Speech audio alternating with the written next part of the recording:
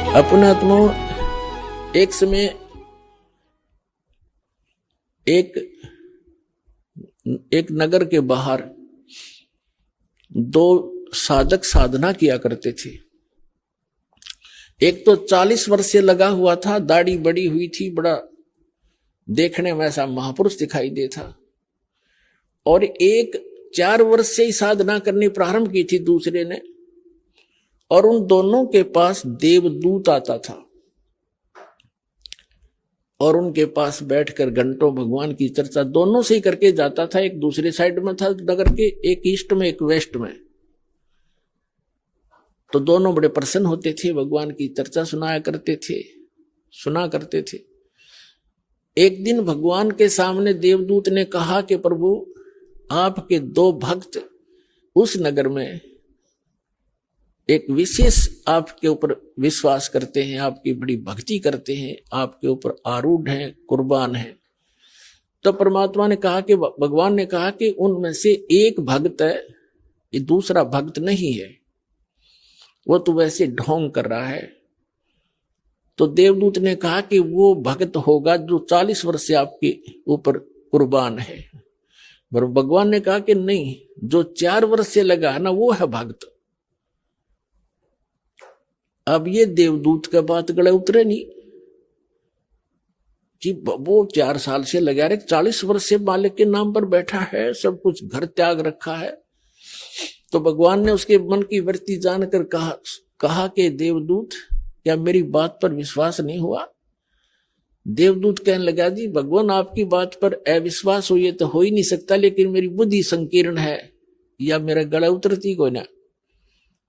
तो परमात्मा ने कहा कि आप किस टाइम जाते हो वहां पर? के 1 बजे से जाता हूं, कि आज तू 2 घंटे लेट जाना और देर से जाना। देर से जाने का वो कारण पूछेंगे तो ये बताना कि आज भगवान ने ऐसा ऐसा किया। फिर उनकी दोनों की जो प्रतिक्रिया हो वह मुझे बताना। वो कहना ठीक है जी। अब 2-3 बजे गया देवदूत। उस दिन पहले गया उसके पास जो 40 वर्ष से बैठा था, उसने पता था कि यू खरा भगत है, वो ये सोच रहा था। अब उसने भी कारण जाना कि देवदूत आज तो बहुत लेट आए, क्या बात हुई? आपकी इंतजार कर रहा था, चर्चा करते भगवान की, अच्छा टाइम पास होता था।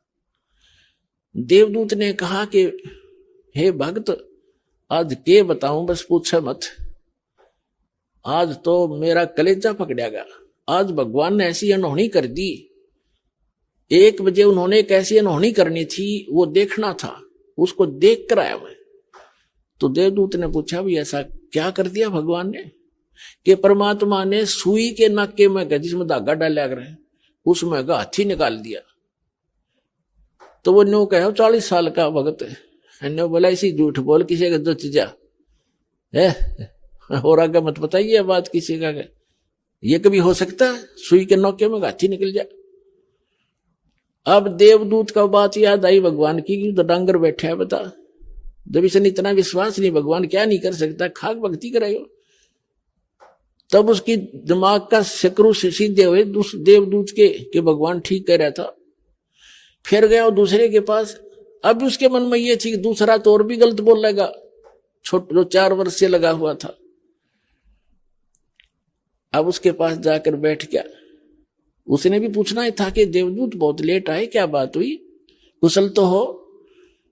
उन्होंने भी उसको वैसे ही बताया कि ऐसे ऐसे परमात्मा ने एक लीला करनी थी 1 बजे, और मैं उसको देखने के लिए रुक गया। तो उन्होंने पूछा क्या लीला थी, बताइएगा। कि भगवान ने तो कमाल कर दिया। अब बताऊं तो किसी का जचे नहीं, शर्म आओ मुझे, आम आदमी मानता नहीं। अब क्या बात बता तो फिर भी, कि भगवान ने सुई के नाके में का हाथी निकाल दिया। वो भगत कहता है 4 वर्ष का, बस इसी को आश्चर्य मान रहा है। भगवान निकाल दे सारी पृथ्वी ने सुई के नाके में गए।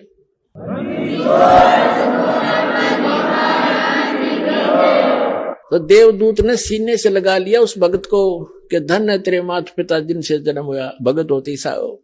तो पुण्यात्माओं, इस भक्ति मार्ग में इम्पॉसिबल चीज नहीं होती और अविश्वास नहीं होना चाहिए। सतगुरु जो चावे सो कर ही, 14 कोट दूत जम डर ही, ऊत भूत जम त्रास निवारे, और चित्रगुप्त के कागज फाड़े। बोलो सतगुरुदेव।